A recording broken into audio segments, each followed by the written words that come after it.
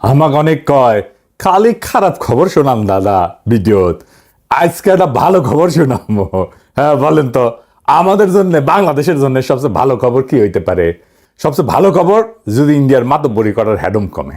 তাইলে প্রশ্ন, ইন্ডিয়ার দাদাগিরি করার হ্যাডম কি কমিছে? হ্যাঁ কমিছে, ব্যাপকভাবে কমিছে।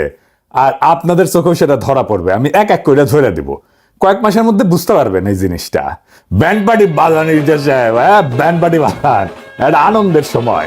আসেন একে একে দেখে দিই। আমেরিকার পররাষ্ট্রমন্ত্রী মার্কো রুবিও দিল্লিতে নায়ার গেছিল কয়েকদিন আগে বউরে নিয়ে, জানেন তো কেন গেছিলেন জানেন? কোয়াডের পররাষ্ট্রমন্ত্রী পর্যায়ের একটা বৈঠক চলতেছে। বাইরে থেকে দেখলে মনে হয় ভারত আমেরিকার সম্পর্ক ফুরফুরা একেবারে চরম রোমান্টিক, কিন্তু ভিতরের গল্প সম্পূর্ণ উল্টা। পুরো ব্যাপারটা খুলে বললে আপনারাও টাসকি খেয়ে যাবেন। আজকে আমরা বুঝবো কোয়াড কেন মরিছে, ইন্ডিয়া কিভাবে বিশ্বমঞ্চে পিছু হটিছে, এবং এই পিছু হটা আরো কত দূর যাবি সেটা আমরা বুঝে দেখব। তার আগে বুঝে নিই কোয়াড আসলে কি, হাতি না ঘোড়া, মাদা না মুন্ডু।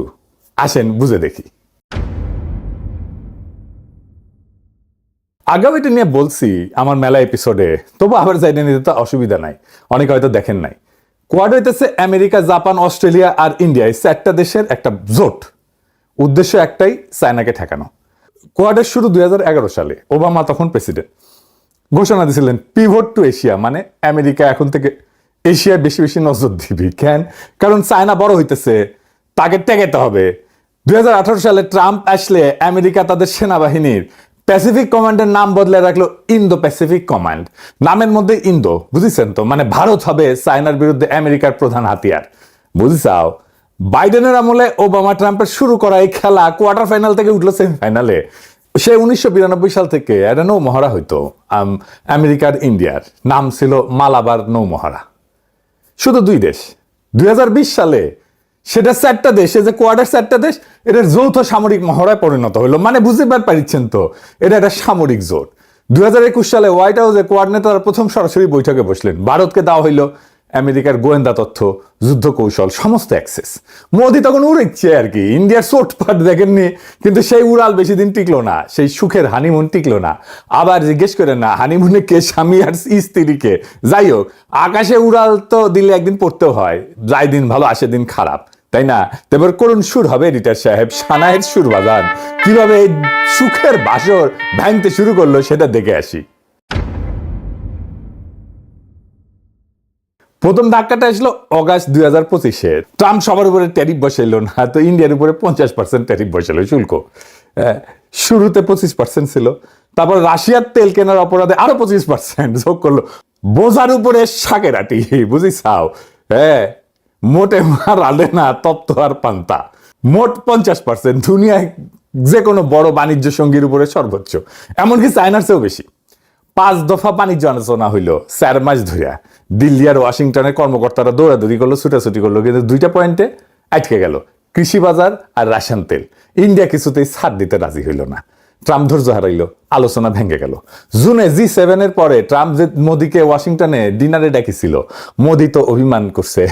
বউ যেমন অভিমান করে বাপের বাড়ি যায়, মোদি অভিমান করে চলে গেল ওড়িশায় তীর্থযাত্রায়, ট্রাম্পের আমন্ত্রণে গেল না। অগাস্টে ট্রাম্প 4বার ফোন করলো, মোদি একবারও ধরলো না ফোন। এটারে বলে সাইলেন্ট ট্রিটমেন্ট, বুঝিছাও? বউরা বা গার্লফ্রেন্ডরা রেগে গেলে বলে স্বামী বা বয়ফ্রেন্ডের ফোন ধরে না। হ্যাঁ, আমার ক্ষুদ্র ব্রাতাদের শিখে দিলাম, বউ বা গার্লফ্রেন্ড রেগে গেলে ফোন টোন দেওয়া যাবে না, দিয়ে কোনো লাভ নাই, দিলে ক্ষতি আপনার। হ্যাঁ, বিন্দাস হয়ে ঘুরে হারাবেন, ওই নিজেই ফোন দিবে আবার কিছুক্ষণ পরে। যাই হোক, 5 দফা আলোচনা ভেঙে গেল। ফল কি হইলো? কোয়াড সম্মেলন বাতিল। 2025 সালে ইন্ডিয়া যে সম্মেলন হওয়ার কথা ছিল, হইল না। ট্রাম্প তার ভারত সফরও বাতিল করলো, বুঝছাও? এরপরে দ্বিতীয় ধাক্কা, ভারত নতি স্বীকার করলো, আলহামদুলিল্লাহ। শুল্ক নামলো 50 থেকে 18%-এ, কিন্তু এই কনসেশনের বিনিময়ে ভারতকে অনেক কিছু ছেড়ে দিতে হইলো। মনে আছে ইউক্রেন যুদ্ধের পর পশ্চিমা দুনিয়া যখন রাশিয়ান তেলে নিষেধাজ্ঞা দিল, ভারত তখন হয়েছিল রাশিয়ার সস্তা তেলের সবচেয়ে বড় ক্রেতা। সাগর পথে আসা ডিসকাউন্টেড ক্রুড অয়েল ভারত গপ গপ করে কিনলো। ইন্ডিয়া তখন বুক ফুলায় কইছিল এটা আমাদের সার্বভৌম অধিকার, 140 কোটি মানুষের জ্বালানি নিরাপত্তা সবার আগে, আমরা কারো নির্দেশে তেল কেনা বেচা করি না, আমরা কিনবো রাশিয়ান তেল। রাশিয়া পিঠ চেপে দিল, সাব্বাস বাঘের বাচ্চা।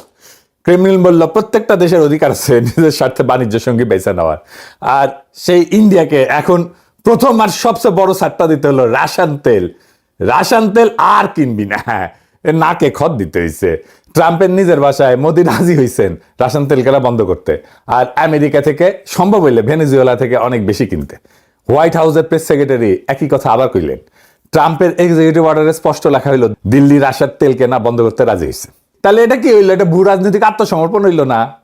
কারণ ভাবেন তো, যে ভারত একদিন কয় যে তেল কেনা আমাদের সার্বভৌম অধিকার, কারো চাপে আমরা মাথা নোয়াই না, সেই ইন্ডিয়া এখন মাথা নোয়াইতেছে, রাশিয়া থেকে সরে আমেরিকার দিকে যাইতেছে। আর এই একটা সার ভারতের পুরো স্ট্র্যাটেজিক অটোনমি তত্ত্বটাই ফাঁপা করে দিছে। কারণ স্বাধীনতা মানে কি? স্বাধীনতা মানে আপনি কার কাছ থেকে তেল কিনবেন সেটা ওয়াশিংটন ঠিক করে দিবে না। দ্বিতীয় সার কি? নিজের বাজার খুলে দেওয়া। চুক্তি অনুযায়ী ইন্ডিয়া আমেরিকান পণ্যের উপর শুল্ক আর অশুল্ক বাজার নামায় আনবে, ট্রাম্পের ভাষায় শূন্য নামায় আনবে। আর সেই বাজার খোলার সবচেয়ে স্পর্শকাতর জায়গাটা কোথায় জানেন? কৃষি। মনে রেখেন, ভারতের 40% বেশি মানুষ কৃষির উপরে নির্ভরশীল। এটা শুধু অর্থনীতি না, এটা ভোট ব্যাংক, এটা সামাজিক বিস্ফোরণ। কৃষি নিয়ে কি দুর্দান্ত ঘটনা ঘটে গেছিল না? মাইন্সে তো তলোয়ার নিয়ে শিখ কৃষকেরা পাঞ্জাব থেকে চলে আসছিল না, মনে আছে না? এই কৃষিখাতে ছিল আলোচনার সবচেয়ে বড় বাধা। আর এইখানে ইন্ডিয়া রাজনৈতিকভাবে সবচেয়ে স্পর্শকাতর ছাড়টা দিয়ে দিছে। আমেরিকা এখন আশা করতেছে তাদের কৃষি পণ্য যেমন কাঠবাদাম, তুলা, সয়াবিন তেল এগুলা কিনবে ইন্ডিয়া বেশি বেশি করে। ইন্ডিয়া এখন এটা করার চেষ্টা করছে যে গম আর চালের মতো প্রধান খাদ্যশস্য এই চুক্তির বাইরে রাখা হয়েছে, তাতে কৃষকদের শান্ত করা যায়নি। নতুন করে কৃষক বিক্ষোভ শুরু হয়েছে কলে। 3 নাম্বার সার কি? কেনার প্রতিশ্রুতি দিছে।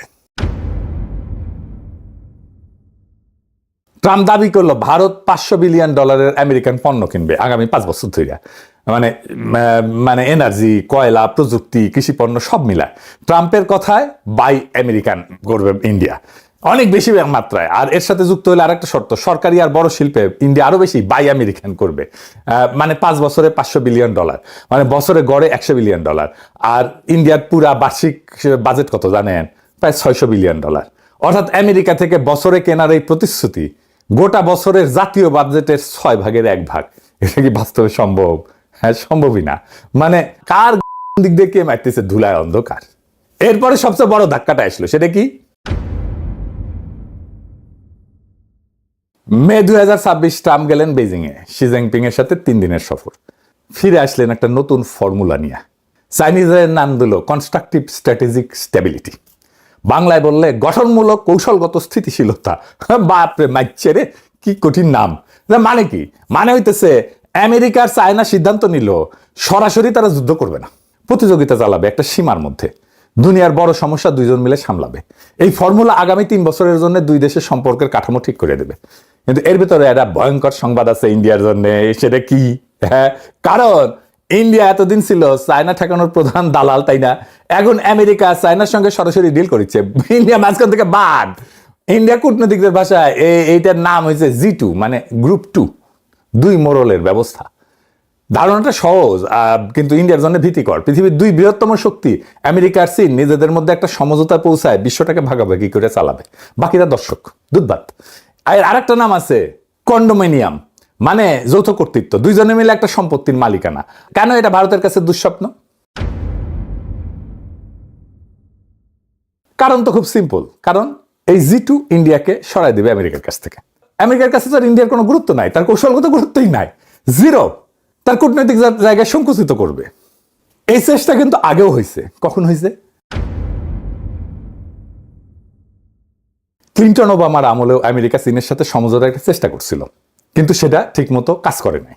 এইবার ট্রাম্প নিজের মুখে 2025 সালের অক্টোবরের শেষে এশিয়া সফরের সময় শি জিনপিং এর সাথে বুসানে একটা মিটিং করছিল। ওই সম্মেলনে নিজেই এটাকে G2 বৈঠক বলে বর্ণনা করছিল, যে বৈঠকে নাকি এশিয়ার চিরস্থায়ী শান্তি আনবে। শি কম উচ্ছ্বসিত ছিলেন, কিন্তু একই সুরে বললেন যে চীনের উত্থান ট্রাম্পের মেক আমেরিকা গ্রেট এগেন স্বপ্নের সাথে হাত ধরাধরি করে আগাবে। এই একটা শব্দ G2 এশিয়ার সব রাজনীতিতে আতঙ্ক ছড়াইল। এই এক G2, এই শব্দ, সামান্য শব্দ ইন্ডিয়ার জন্য একটা আতঙ্কের নাম, দিল্লির জন্য একটা আতঙ্কের নাম। কেন? 3টা জায়গায় আতঙ্কটা কাজ করেছে। কি কি? আসেন দেখি। প্রথম বিষয় তো চীন বেপরোয়া হয়ে উঠবে, তাই না?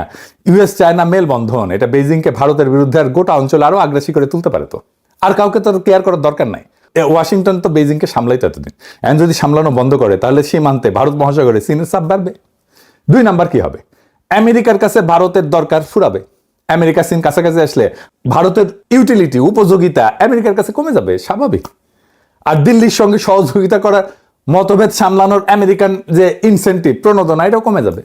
এতদিন ভারতের পুরো কৌশলটা দাঁড়াইছিল এই ভিত্তির উপরে, চীনকে ঠেকাইতে আমেরিকার ভারতকে দরকার। এটাই তো, সেই দরকারটাই যদি চলে যায় তাহলে আর কি হইলো? সবই তো শেষ। 3 নাম্বার, এই যে পুরা ইন্দো প্যাসিফিক যে স্ট্রাকচারটা তৈরি করছিল, কাঠামোটা ভেঙে পড়বে। মানে কোয়াড, ইন্দো প্যাসিফিক জোট সব অর্থহীন হয়ে যাবে। এটা আমার কথা না, আমেরিকার সবচেয়ে প্রভাবশালী think tank council on foreign relations এটা সরাসরি বলছে এই বেইজিং বৈঠক বাকি দুনিয়াকে নতুন অনিশ্চয়তায় ফেলছে। ভয়টা হইল আমেরিকা আর চায়না অন্যদের মাথার উপর দিয়ে একটা দ্বিপাক্ষিক বার্গেন করে ফেলবে, 2 পার্টি মিলে। অন্যদের মাথার উপর দিয়ে মানে মোদির মাথার উপর দিয়ে, আসলে বুঝিছাও। এইবার আসেন হেক্সেতের স্বীকারোক্তি আর কোয়াডের মৃত্যু, এটা কেমনে হয়েছে এটা একটু দেখি।